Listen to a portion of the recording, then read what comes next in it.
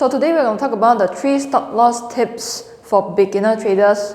We're going to talk about that today, coming up next.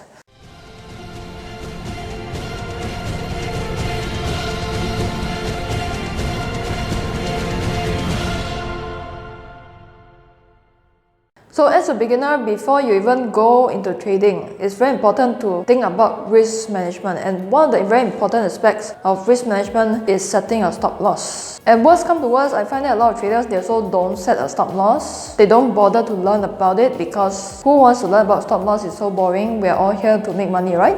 The best traders I know, they use a stop loss and they use it with a lot of discipline. The first thing you understand when it comes to setting a stop loss is that you need to set an optimal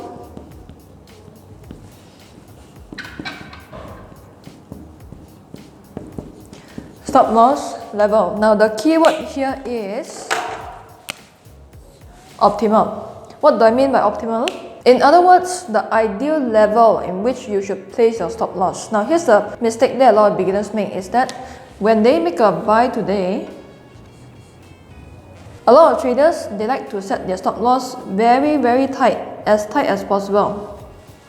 Just randomly set it, but they set it as tight as possible. If you set your stop loss level too tight, you get stopped out very frequently. Because here's the thing, if today you make a buy, even if you manage to buy in a bullish market, the Forex market doesn't move up in a straight line. Alright, in a bullish trend, you see upward movement followed by minor retracement. So if you set your stop loss so tight, you're not taking into account these minor retracements.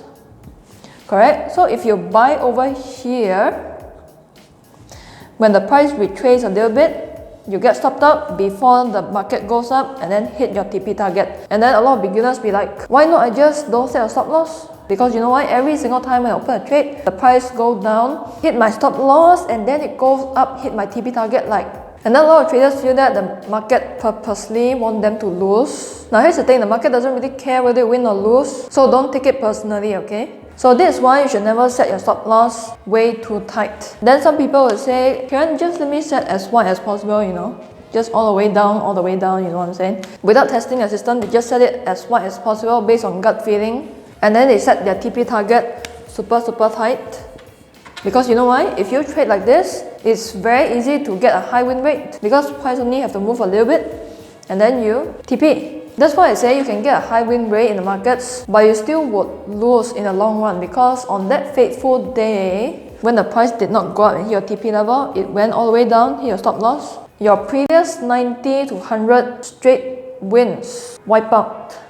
Just like that. So then the question is, how do you set your stop loss? You set it in such a way that it's not too tight, not too wide, that it gives you a big loss. You set it at an optimal level. Meaning you just give enough room for the market to breathe, to retrace.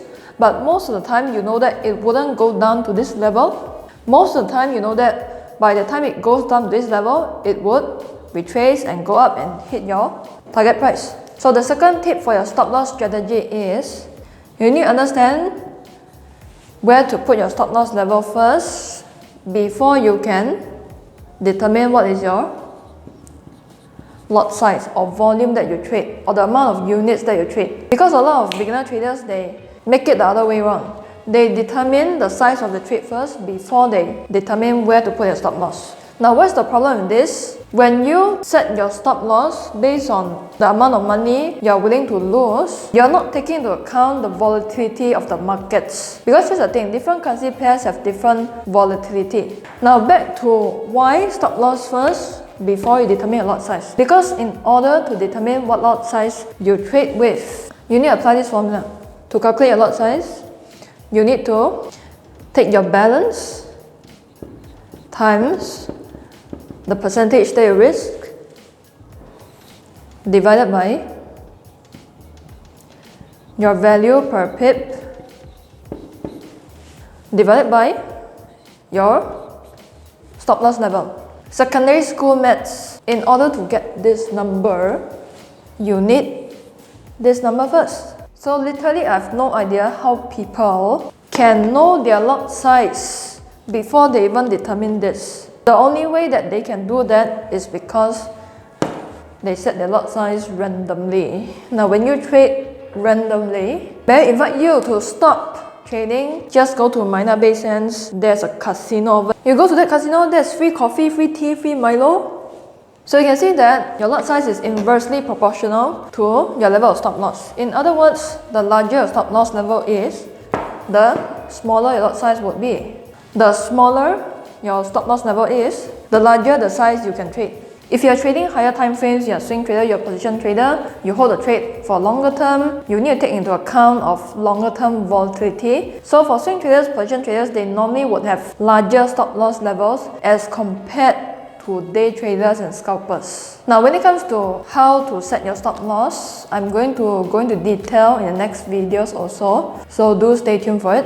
Because if you are to email me, Karen, what kind of stop loss level should I trade with? I cannot answer you because I need to know the currency pair you trade, I need to know what strategy are you using, I need to know the time frame that you're trading in. I also need to know your risk appetite. These are 4 main things that's going to help you determine what level of stop loss that you should set. Which, like I said, I'm going to go through in the next few videos, so don't worry about that. Third and final tip is you need to understand that there's no such thing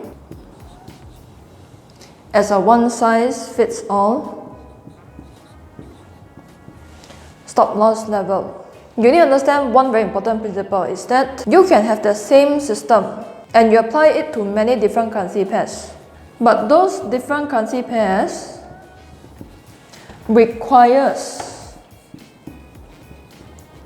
a different level of stop loss. Meaning that, let's say for example, you're trading a momentum system, for example, and you trade euro dollar, dollar yen, euro pound, dollar franc.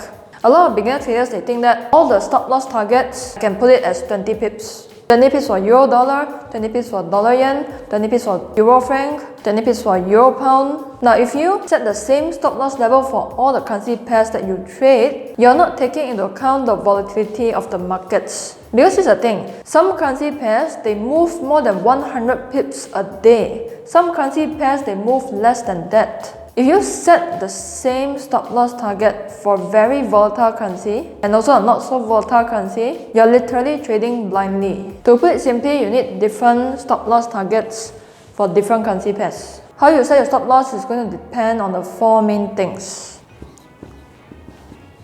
the pair in which you trade,